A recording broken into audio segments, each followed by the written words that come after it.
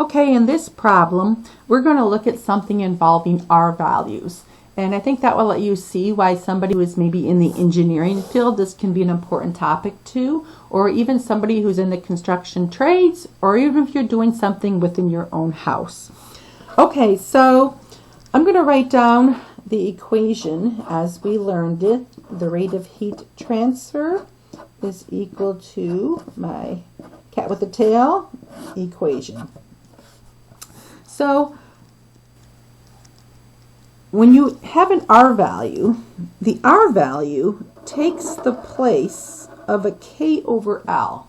So if I went to Home Depot and I bought a building material, such as fiberglass insulation or a brick, I could look on the package and I could find out what the R value is. The R value is a replacement for the thermal conductivity and the thickness of the building material. But the problem is the R value is not K over L, it's L over K. It's like backwards, it's an inverse. So for that reason, I can't just replace the K over L with an R, it's the inverse of that. So it's 1 over R. And then I can leave the area and I can leave the change in temperature. So this is the equation that I'm going to have to use if it involves an R value. And R values are also given in English units. And because they're given in English units, when I get to the area, my area has to be in feet. My temperature, I can just leave it in degrees Fahrenheit. That's easy. And then my unit here is going to turn out to be BTUs per hour. All right, the last thing is the reason using the R values is sometimes helpful is in real life we layer things. Like when we build something, we layer it. And so my example here is going to be, I'm sitting in my office right now, which I'm estimating to be about 10 foot by 12 foot. And I have a wall here that has no windows. And so I'm going to calculate the heat loss through this wall. And I'm guessing that my wall is built out of wood. And then it was bricked. And maybe there's 4 layers of insulation going on. I suppose there's probably drywall that I did not include in my story here. But let's just pretend I have these 3 things.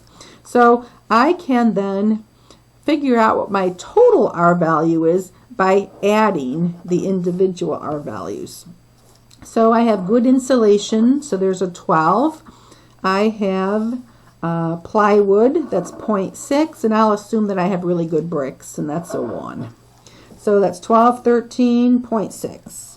So my Q over T is going to be 1 over 13.6. The area of my room is 10 by 12, so 10 times 12. And the change in temperature, I'm going to assume it's 72 degrees inside my house, and I'm going to pretend it's 40 degrees outside my house. So that is a change of 32 degrees. 32 degrees. So then I can go ahead and number crunch, and I get 282.35 BTUs per hour. So I know I did not explain the units very well. The reason it turns out to be BTUs per hour is because of the I used feet squared here, I used Fahrenheit here, and all of the other mess is in some crazy units for R. And so it just turns out to be BTUs per hour. But I'd like to be able to compare that back to the door that we talked about in the previous example. So I'm going to take BTUs per hour, and I'm going to convert that into joules per second, which is what I'm used to. So I'll start with my BTUs, and I'm going to convert that into joules. And I did that, and I got 297,895 joules. And this is per hour. And 1 hour is 3,600 seconds.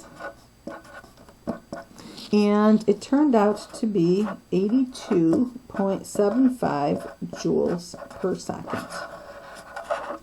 So, yes, there's some heat loss in my room through the wall, 82.75 joules per second. But there's even more heat loss through my front door, 110.5 joules per second through the door. And I'm assuming there'd be even more through my windows. All right, in summary, it says list 2 ways to reduce heat loss in your home. So obviously one of the ways is to increase the R value, to add more layers. More layers could be even a layer of drapery to be creating an air gap, or it could be putting another layer of insulation in, et cetera, et cetera. But this is the one that I think people don't think about sometimes. So maybe you've read that when you go to bed at night, you're supposed to turn your heat down. And so most people think they're turning their heat down because then they're going to save themselves money because you don't have to heat up your house as much. That is true. That is true. But the other thing you're doing is when you turn your heat down at night, you are decreasing this temperature change.